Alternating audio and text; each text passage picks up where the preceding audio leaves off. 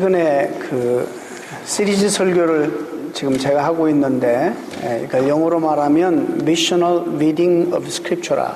그래서 저자이신 그 하나님, 성경의 저자이신 하나님의 관점에서 성경을 한번 창세기부터 계시록까지 시대를 건너뛰어서 중요한 그런 사람들, 사용했던 시대의 사람들을 중심으로 성경을 지금 읽어가고 있습니다. 그래서 이 설교는 성경의 내용을 잘 모르는 분들은 따라오기가 사실 쉽지 않습니다. 죄송합니다. 우리 교인들은 성경을 많이 강조하고 읽기를 강조하는 교회이기 때문에 여러분들이 성경을 많이 아는 줄로 믿습니다.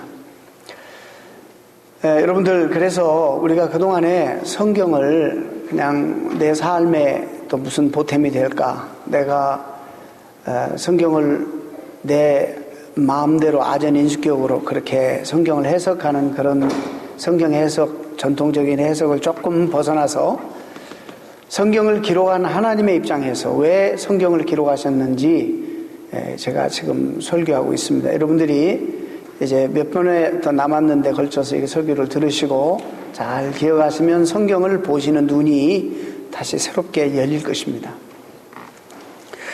우리 기독교가 다른 이 세상의 사람들이 만든 그런 종교와 크게 구별되는 것 중에 많이 있지만, 다른 이 세상의 종교, 흔히 말해서 우리가 어디서 왔냐면 토속신앙, 샤머니즘, 그리고 도교, 또 유교, 불교, 이제 이런 영향을 우리가 많이 받았습니다. 그것을 여러 가지 비교할 수 있지만은 이 세상 사람들이 만든 종교, 사람의 필요에 의해서 부족하고 연약하니까 뭔가를 의지하고 붙들려고 만든 종교는 사람이 그 신들을 조종합니다. 그래서 사람이 목적이 되고 그들이 믿는 신은 수단입니다. 근데 하나님은, 이 기독교는 우리가 만든 게 아니라 하나님이 우리에게 오셨습니다. 하나님이 우리를 만나 주셔서 시작된 것이 신앙생활이기 때문에 하나님이 우리의 목적이고 영광이고, 우리는 그 하나님을 영화롭게 하고 하나님을 영원히 기쁘게 하는, 하나님을 영원토록 기쁘게 하고 영화롭게 하는 이 목적에 우리의 모든 삶에, 예를 들어서 이 세상 우리가 삶도 가게도 또 성공도 이 모든 것이 수단인 것입니다. 이게 하나님을 즐긴다는 것이 뭔가? 여러분, 옛날에도 말씀을 드렸지만 제가 손자가 있죠. 즐긴다는 게 뭔가? 오늘 아침에도 일부 예배를 마치고 밖에 나가니까 10시에 손자가 이렇게 왔어요. 근데 저 멀리서 차에서 내리자마자 제 모습을 보고 소리를 지르면서 막 저에게 넘어질 것처럼 달려서 와서 안기는 거예요. 이야, 이 녀석이 나를 즐기는구나. 나도 얼마나 해피한지 몰라요. 하나님을 생각할 때마다 내 삶이 힘들고 어려움이 있어도 위로가 되고 힘이 되고, 걱정스러운 일이 있고 정말 떨쳐버리고 싶어도 근심되는 일이 있어도 하나님만 생각해 보면 그분이 다 모든 것이 되시기 때문에 그냥 마냥 즐겁고 기쁘고, 그 모든 어려움과 근심, 걱정, 염려들이 다 도망가고 하나님만 해서 이렇게 즐기고 쉬는 그런 은혜가 우리에게 있어야 됩니다. 그건 하나님을 즐기는 겁니다. 여러분 다 그러죠? 가게에서 아니면 직장에서 하루 종일 일하고 피곤한 몸을 가지고 집에 들어갔는데 이제 집에서 기다리는 아이들이 아빠가 오니까 얼마나 좋겠어요.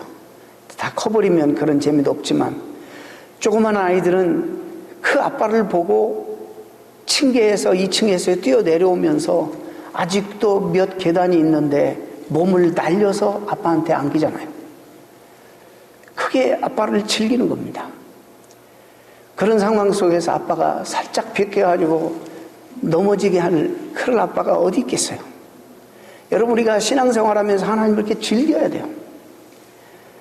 우리는 이 부족한 인간인데도 불구하고 자식들에게 모든 소중한 것, 어쩌면 생명까지도 다 줄 것처럼 사랑하잖아요. 우리는 이렇게 부족한데도 또 능력의 한계도 많고 우리가 얼마나 리밋되어 있습니까? 그런데 하나님은 부족함이 없으신 분이에요. 그 하나님은 우리를 돌보심에 있어서 실수하실 수 없고 실수도 없는 분이에요. 여러분 왜 이 사실을 자꾸 잊어버리는지 모르겠어요. 그 하나님만 바라보면 다시 한번 또 소생되고 힘을 얻고 용기 얻는 그런 저와 여러분이 아닙니까? 이것이 우리 신앙생활의 참으로 축복이고 특권입니다. 그래서 신앙이 어릴 때는 잘 모르니까 어쩔 수 없이 그냥 어리니까 미숙하니까 그런다 하더라도 우리 신앙의 목표는 하나님이 목적이지 우리가 목적이 아닙니다. 하나님을 영화롭게 하고 그를 영원토록 즐거워하는 것이 우리 인생의 목적입니다. 지난 시간에 우리가 참된 예배가 무엇인지를 말씀을 통해서 함께 진지하게 나눴습니다. 예배가 상실된, 그러니까 즉 다시 말해서 이 회중 예배 함께 모여서 드리는 제사뿐만 아니라 삶의 예배가 상실되어 보는 이스라엘 백성들에게 이사야에게 비전을 주셔서 그들을 정말 하나님 회복시키라고 회개의 메시지를 외쳤습니다. 그런데 백성들이 듣나요? 우리도 하나님 말씀을 얼마나 많이 들었습니까? 그런데 그 회개의 메시지, 언제나 민족 부흥과 공동체와 개인의 부흥은 사실상 회개로부터 시작되는 겁니다. 아무리 외쳐대도 그들이 귀담아 듣지 않고 회개하지 않습니다. 계속 우상을 섬기고 계속 세상을 사랑하고 참으로 계속 악행을 저지르니까 하나님이 어쩔 수 없이 북이스라엘은 아수르에게 BC 722년에 멸망시켜버리고 남쪽 유다는 586년 기원전 586년에 바벨론에게 멸망을 시킵니다. 이제 이 나라는 참으로 비참한 그런 암흑이 드리워졌습니다. 쓸만한 사람들은 전부 민족 지도자뿐만 아니라 쓸만한 사람들은 전부 바벨론으로 이역만리 포로로 끌려가고 그리고 남아있는 사람들마저도 신앙을 회복하는 것이 아니라 그런 수모를 당하고 그런 역경을 당하고 어려움을 당했으면서도 더욱더 우상숭배에 매진하는 이런 모습을 보면서 정말 그 당시에 정치적인 상황뿐만 아니라 그들의 영적 삶이 정말 골짜기에 마른 뼈다귀 같이 이미 죽은 송장 같은 하나님 앞에 어떤 반응도 못하는 그런 마른 뼈다귀 같은 신세들이 되어버려서 하나님은 어느 날 에스겔에게 찾아가서 그를 불러 비슷한 환상을 주면서 오늘 에스겔에서 교훈을 주신 것입니다. 에스겔에서 앞서서 활동했던 에레미 이 눈물의 선지자 그토록 눈물을 흘려가며 백성들의 회개를 촉구했는데 하나님 앞에 돌아오지 않고 회개하지 않았습니다. 가슴을 치며 눈물을 흘리며 하나님 앞에 돌아오라고 회개의 메시지를 외쳤지만 귀담아 듣지 않았습니다. 그래서 그 민족이 그렇게 비참하게 나라를 잃은 서름 속에서 살게 된 것입니다. 에스겔은 유다가 멸망하기 전에 한 5년 전에 포로로 끌려갔다가 아마 그발강가에 그 어려운 나중에 남유다가 멸망당했다는 소식을 전해 듣습니다. 그도 이사야처럼 하나님이 보여주시는 이상을 보았습니다. 하나님을 만나고 하나님을 보호자를 보았습니다.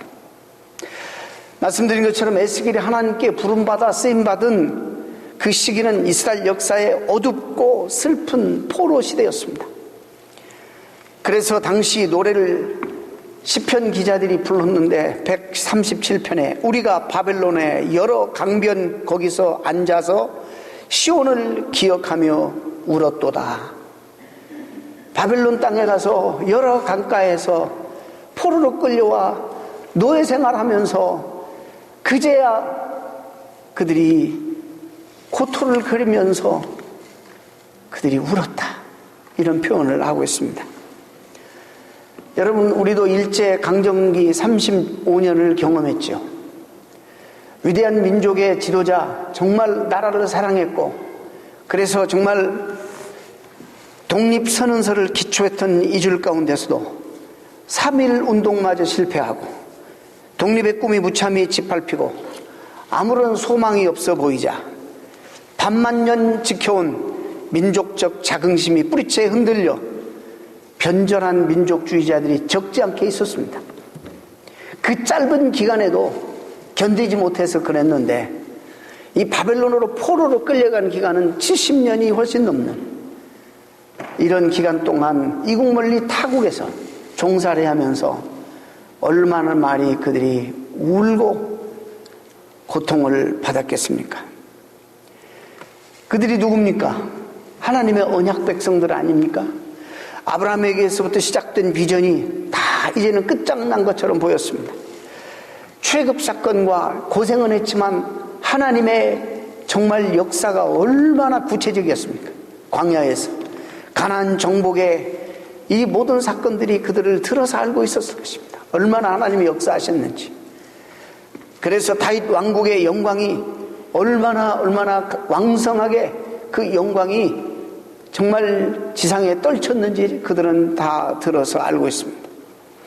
그랬던 모든 하나님의 역사와 함께 하심이 더 이상 그들 가운데 나타나지 않았습니다.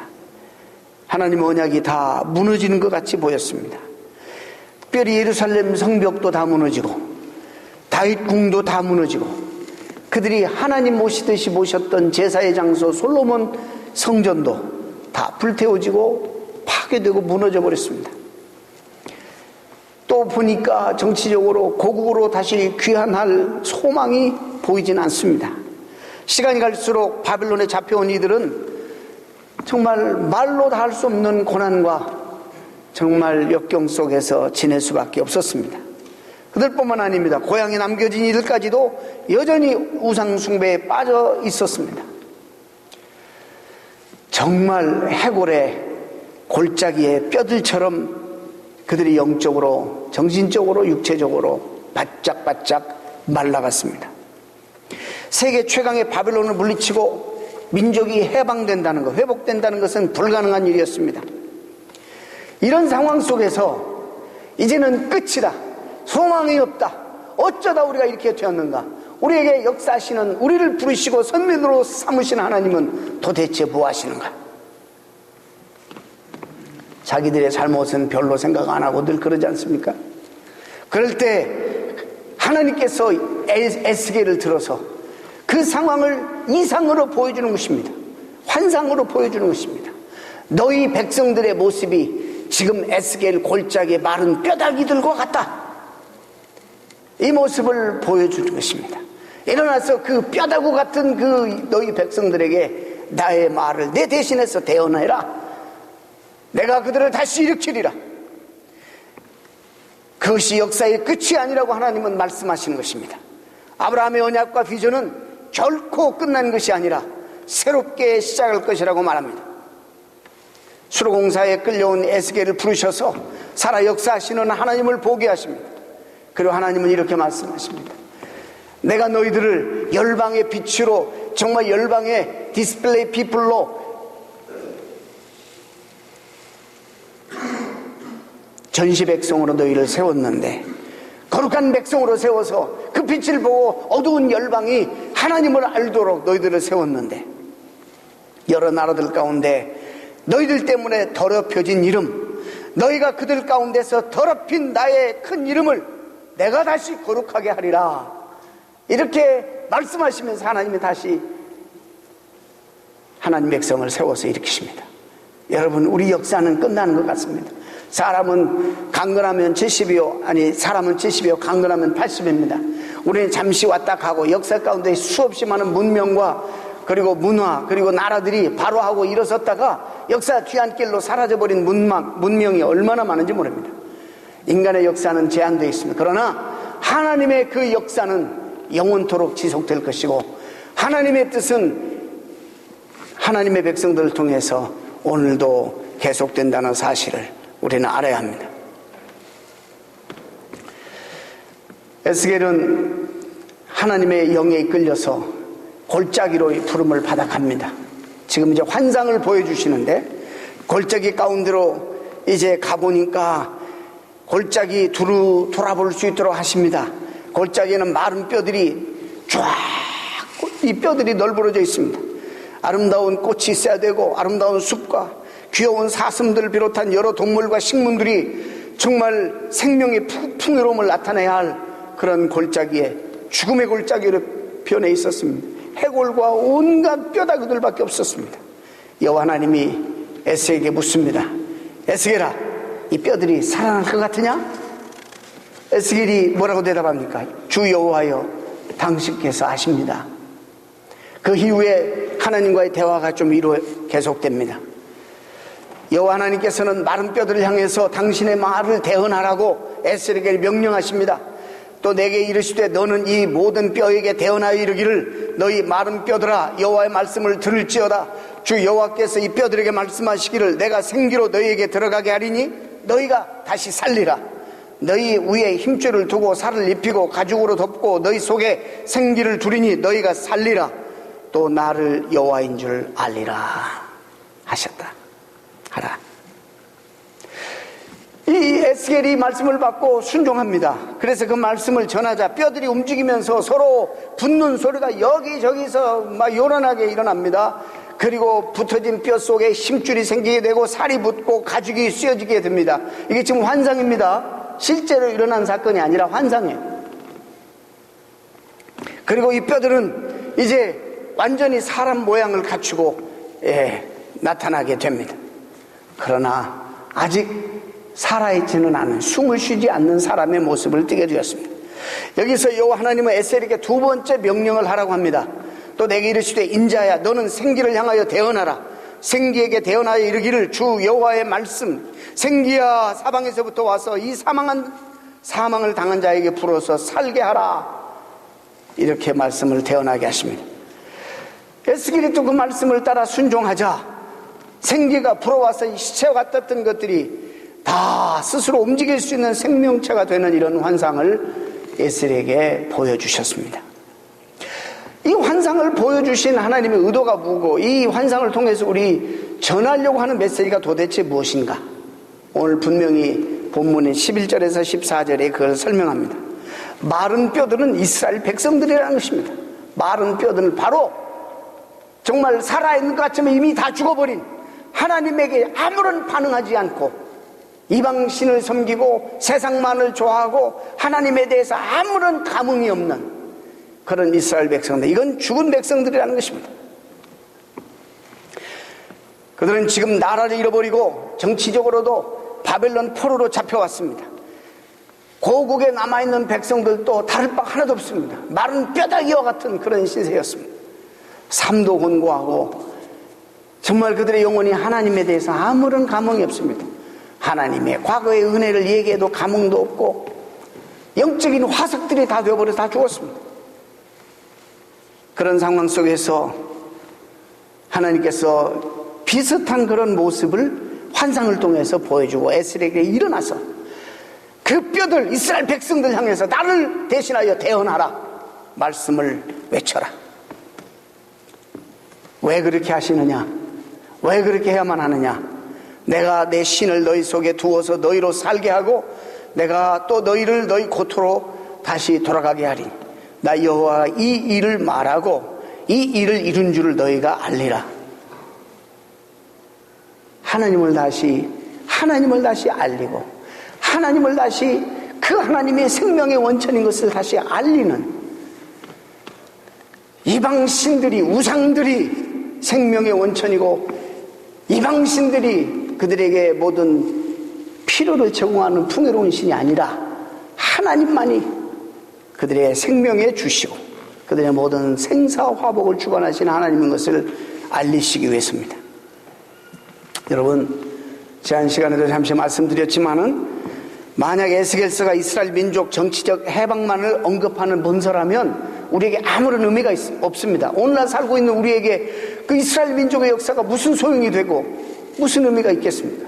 그러나 이 말씀은 이스라엘 민족의 역사적인 상황만을 담고 있는 것이 아닙니다. 더 근본적으로는 여호와 하나님의 구원과 통치, 그리고 그 언약의 중심인 인류와 그 창조 세계를 하나님이 어떻게 회복해 가시는가, 하나님의 언약 백성으로 세워서 언약을 주신 다음에 그 언약을 어떻게 전개해 나가시고 어떻게 발전시켜 나가시고 어떻게 그 언약들이 성취해 가시는가를 보여주는 대단히 중요한 문서이기 때문에 이것이 우리에게 중요한 것입니다.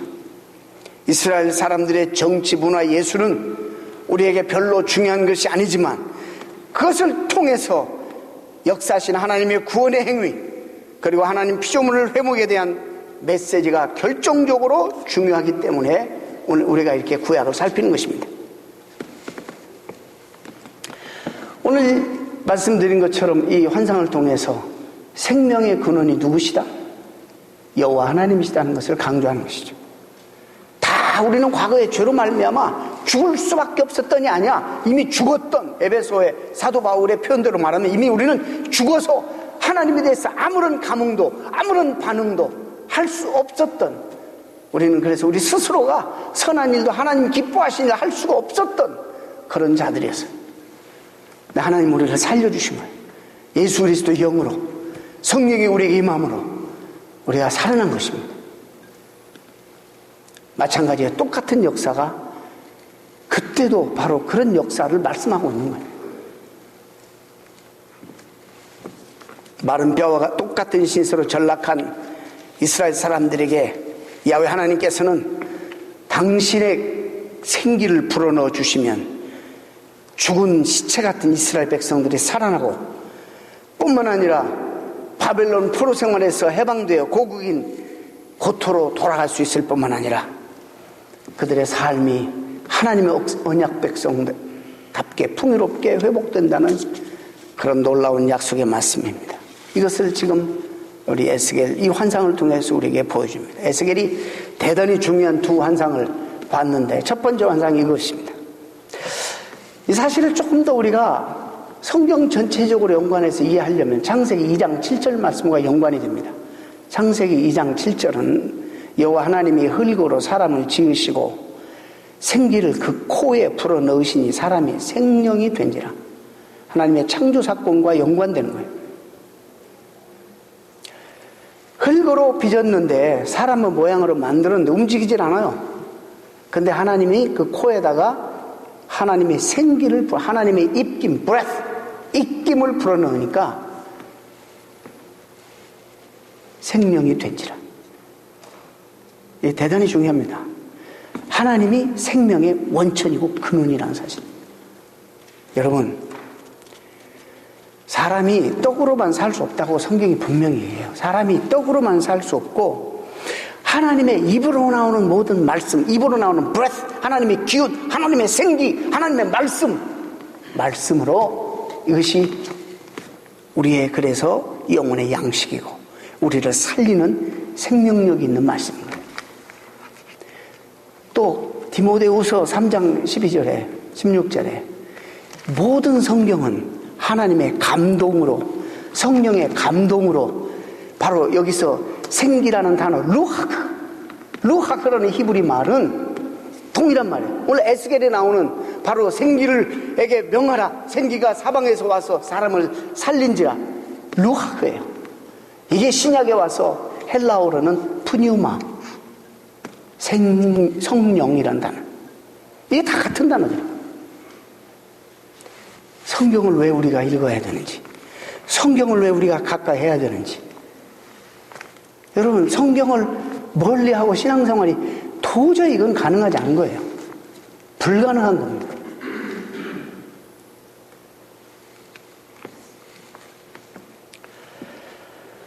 재미있게도 바로 이 루하크를 생기로, 하나님의 호흡으로 번역이 됩니다. 그래서 사람이 죽으면 숨이 끊어졌다 이렇게 말하고, 살아있을 때는 숨이 붙어있다 이런 말을 하는 것입니다.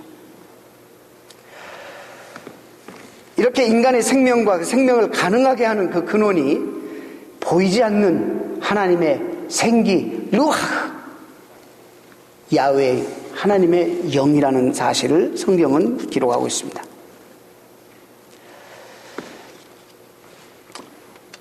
다시 영적으로 죽어가는 이스라엘 백성들이 하나님이 다시 살리시겠다, 이렇게 말씀하시는 것입니다. 바울도 말합니다. 잠자는 자여 깨어서 죽은 자들 가운데 일어나라. 그리스도께서 너에게 비추시리라. 하나님의 영, 부활하신 그리스도의 영, 즉 성령을 받고 다시 살아난 제자들은 강한 하나님 군사되어 그리스도 교회를 세워나갔습니다. 일으켰습니다. 그리고 지금도 그 하나님의 영은 심령들을 다시 회복하고 살리고 있다고 성경은 이야기하고 있습니다. 자, 제가 한 가지 여러분에게 조금 도움을 드리기 위해서 비교를 좀 합니다. 우리가 그런 문화에서 왔으니까 이제 마셜 아트 하는 무도인이 이제 격파를 하려고 할 때 어떻게 하냐면 집중하면서 기를 모읍니다.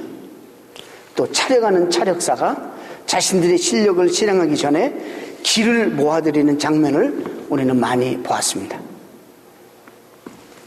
성경이 말씀하는 야훼의 여호와 하나님의 영이 단순히 자연적인 생명의 원리나 동양에서 말하는 기인가?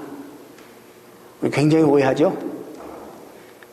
그래서 한국에 아직까지 아까 말씀드린 것처럼 복음이 한국이라는 문화 속에 들어갔을 때 기독교 세계화 될 때까지는 오랜 시간이 걸립니다. 이 문화라는 게 무섭습니다. 당분간은 혼합 종교가 되는 거예요. 당분간은. 우리가 이해하기가 쉽지 않아요. 이 성령에 대해서.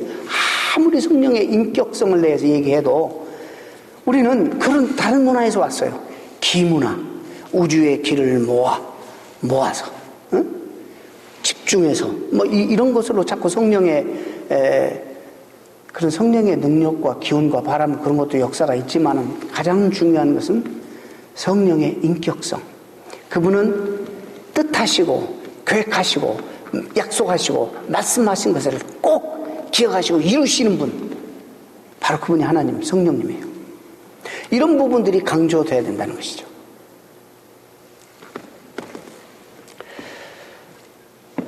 오늘 본문에도 보면 내가 또 내 신을 너희 속에 두어 너희로 살게 하고 너희를 살게 하고, 그 다음에 우리말의 번역이 조금 아쉬운 부분이 그제야, 이 말이 빠졌어요.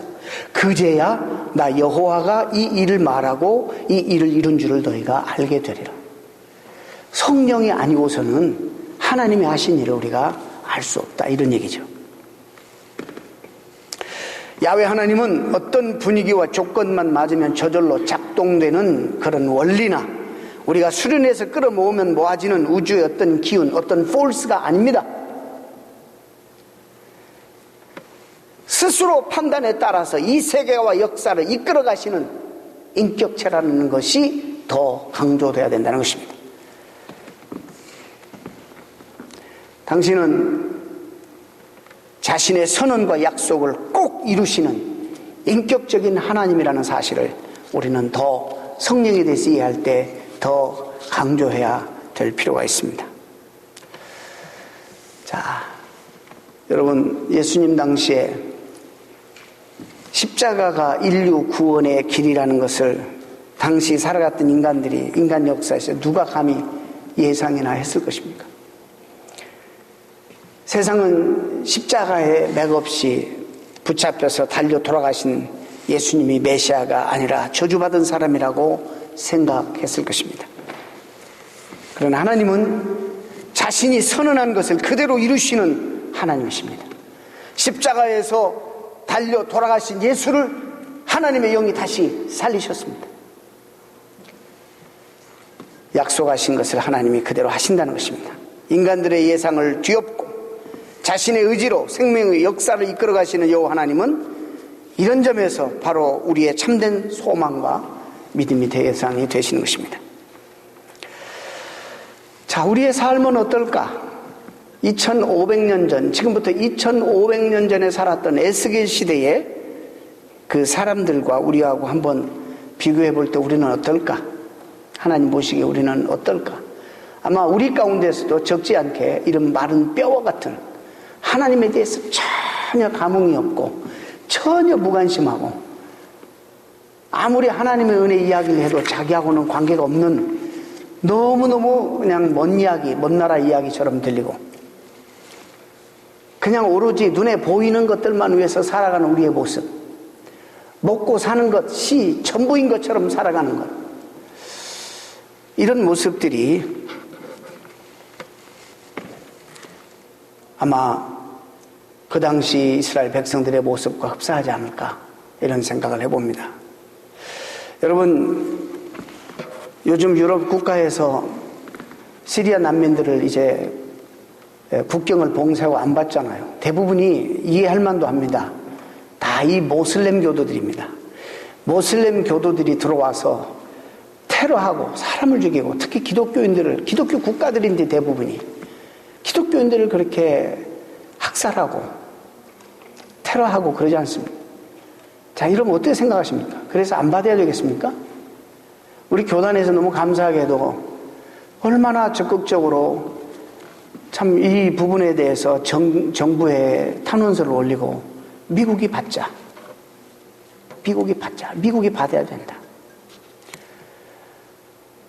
여러분, 우리는 거국적으로 좀 하나님의 나라를 꿈꾸고 하나님의 나라를 봐야 되고 온 세상이 하나님을 알아가는, 주님을 알아가는 지식으로 마치 물이 바다를 덮음처럼 하나님을 알아가는 지식으로 가득한 세상을 꿈꾸며 그들에게도 우리가 복음을 전해야 될 정말 당위성이 있습니다. 미국에서 지금 의회에서 그런 논의를 하고 있는데 캐나다에 우리 이게 바이 내셔널이니까 우리 교단이 미국과 캐나다에 두 군데 있습니다. 그래서 두 교단이 합해서 캐나다 정부와 미국 정부에 우리가 난민을 우리가 받아야 된다. 많이 넓혀서 받아야 된다. 국경을 넘어 죽음을 불사하고 배를 타고 탈출하는데 지중해에서 얼마나 많은 배들이 난파되어 애들이 죽고 피난민들이 죽는지 모릅니다. 9.4.1생으로 살아남은 자들은 겨우 유럽 땅을 밟는데 이제는 조금 여는 것 같더니 이제는 다 국경을 봉쇄하고 말았습니다. 팔레스타인 분쟁도 한숨 돌릴 날이 별로 없습니다. 가난한 나라와 가난한 사람들이 가난을 벗어날 길이 아주 요연한 시대입니다. 우리나라도 이게 빨리 통일이 됐으면 좋겠는데 남북 분단 체제는 아직 요지부동이죠.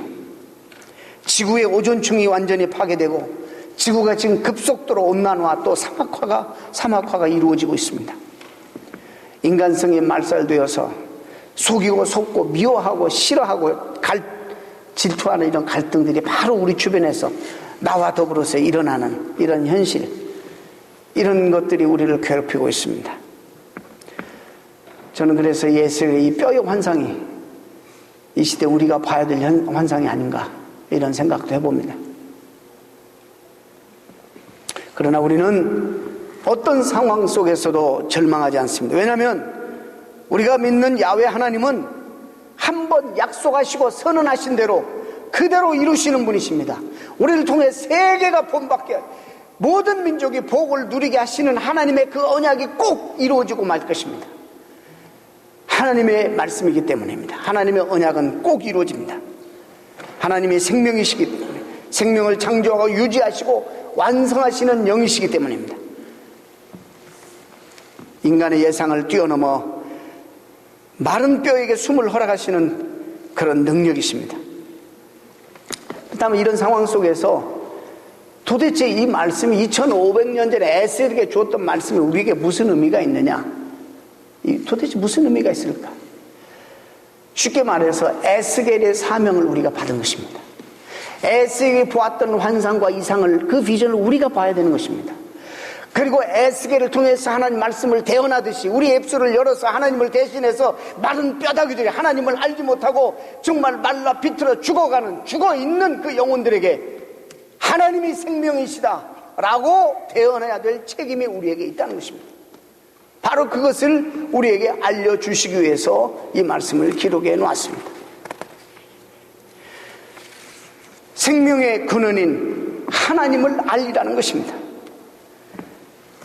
그 하나님을 전하고 부활하신 예수님을 전하는, 그들에게 생명의 영이 주어졌다는 사실을 인식하게 하는 그 선포에 이르 대언하는 일을 에스겔처럼 우리가 해야 된다는 것입니다.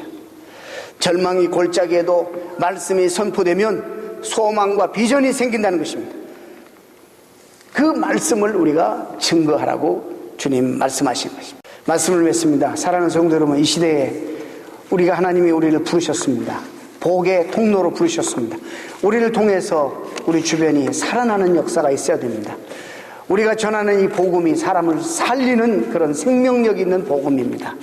부활의 영이신 하나님의 영이신 예수 그리스도의 부활의 영이신 그리고 성령님이 오늘도 우리를 소생시키고 살리는 역사를 계속 일으키고 계신다는 사실을 말씀하고 있습니다. 우리가 이 사실을 대언하는 이 시대의 선지자요, 이 시대의 하나님의 사역자들로서 어디에 있든지 마른 뼈다고 대언하라. 하나님을 알지 못하고 하나님에 대해서 전혀 무관심하고 어리석게 살아가는 그들을 향해서 대언하라. 내가 그들을 살리리라. 그 일은 우리가 해야 돼요. 살리는 일은 하나님이 하시지만 나가서 말씀, 입을 열어 말씀을 대언하는 일은 우리가 해야 되는 것입니다. 저는 오늘 부흥이라는 찬양을 난 이 고영원 씨가 정말 대단한 그 통찰력이 있는 것 같아요. 어떻게 이런 찬송을 만들고 지었는지, 이 가사가 얼마나 성서적인지 오늘 부흥이라는 찬양을 함께 부르고, 그리고 난 다음에 찬송 부르면서 준비하신 헌금을 하나님 앞에 드리겠습니다. 부흥이라는 찬송을 한번 우리가 부르겠습니다.